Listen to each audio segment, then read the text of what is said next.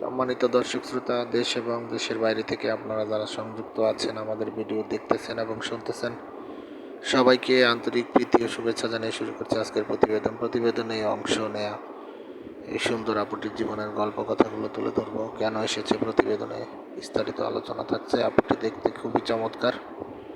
ওনার গায়ের রং ফর্সা, উচ্চতাও ভালো আছে, 5 ফুট 2 ইঞ্চি লম্বা। ওনার স্বাস্থ্য ভালো। ওনার তেমন পড়াশোনা নেই, 5ম শ্রেণী পর্যন্ত পড়াশোনা করেছে। ছোটবেলায় ওনার বাবা মা মারা যায়। মারা যাওয়ার পর থেকে মামার কাছে মানুষ।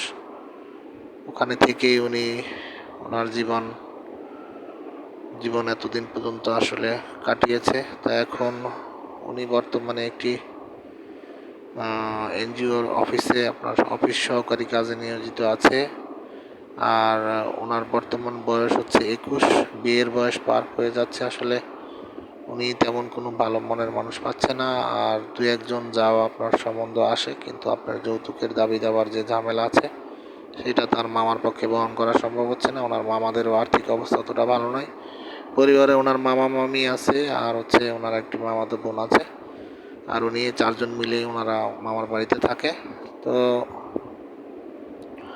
উনি এক প্রকার হতাশাগ্রস্ত হয়ে আমাদের চ্যানেলের সাথে যোগাযোগ করে ওনার প্রতিবেদন নিয়ে এসেছে।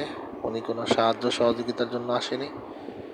উনি বলেছে পাত্রের বয়স যেমনই হোক, বিবাহিত হলেও উনি বিয়ে বসতে রাজি আছে, কিন্তু পাত্রকে অবশ্যই আপনার কর্মী হতে হবে।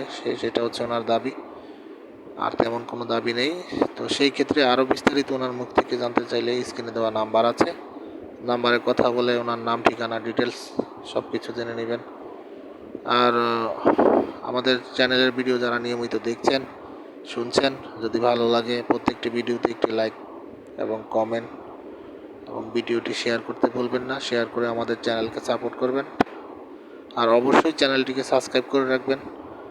আপনারা পাশে ছিলেন, পাশে থাকবেন, আমাদের প্রত্যাশিত লক্ষ্য পূরণে সহায়তা করবেন, সেই প্রত্যাশা নিয়ে আজকের মতো এখানে বিদায় নিচ্ছি। ভালো থাকুন, সুস্থ থাকুন, স্বপ্নের ছোঁয়া চ্যানেলের সাথে থাকুন। আসসালামু আলাইকুম।